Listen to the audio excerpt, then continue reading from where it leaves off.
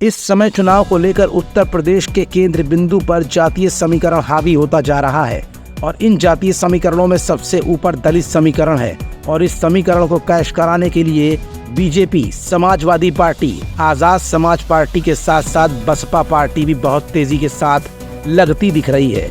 लेकिन इस बीच दलित राजनीति करने वाले दो बड़े नेता आजाद समाज पार्टी के मुखिया चंद्रशेखर आजाद और बसपा प्रमुख मायावती के भतीजे और पार्टी के नेशनल कोऑर्डिनेटर आकाश आनंद इन दिनों सुर्खियों में हैं।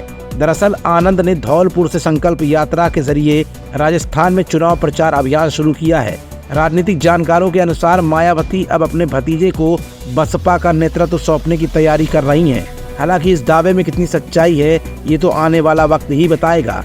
इस बीच आजाद समाज पार्टी के मुखिया चंद्रशेखर आजाद को लेकर माया के भतीजे आकाश आनंद ने एक बड़ा बयान दिया है। दरअसल आकाश ने चंद्रशेखर के पॉलिटिक्स करने के स्टाइल पर ही सवाल खड़े कर दिए हैं।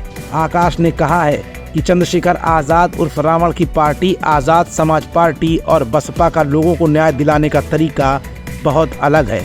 चंद्रशेखर जिस टाइप का काम करते हैं उससे हमारे युवाओं को नुकसान पहुंचता है। उनके खिलाफ मुकदमे दर्ज हो जाते हैं, उनको आगे सरकारी नौकरियों में मौका तक नहीं मिल पाता है।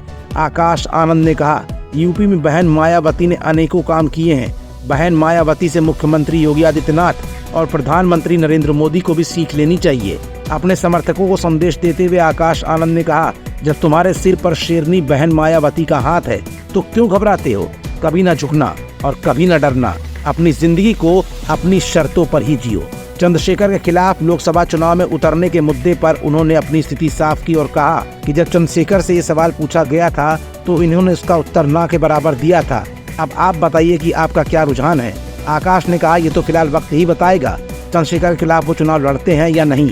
इस समय मायावती के भतीजे आकाश आनंद दलित राजनीति को लेकर पूरे जोश और खरोश के साथ मायावती के सपोर्ट में जुट चुके हैं और लगातार चंद्रशेखर आजाद की बुराई करने में लगे हैं। मतलब साफ है कि दलित वोट बैंक की राजनीति में वोटों के बंटवारे को लेकर उनकी नई रणनीतियां भी अब सामने आने लगी हैं और उनकी रणनीतियों में सबसे पहला निशाना है युवा, खास तौर पर वो युवा जो दलित वर्ग से ताल्लुक रखते हैं, क्योंकि उन्हें मालूम है कि वो एक युवा हैं और दलित युवाओं को अपने साथ जोड़कर वो दलित युवा वोट बैंक को मायावती के पक्ष में लाने में कामयाब भी हो सकते हैं। SKD न्यूज़ के लिए तुषार शर्मा के साथ शिखर गौतम की रिपोर्ट।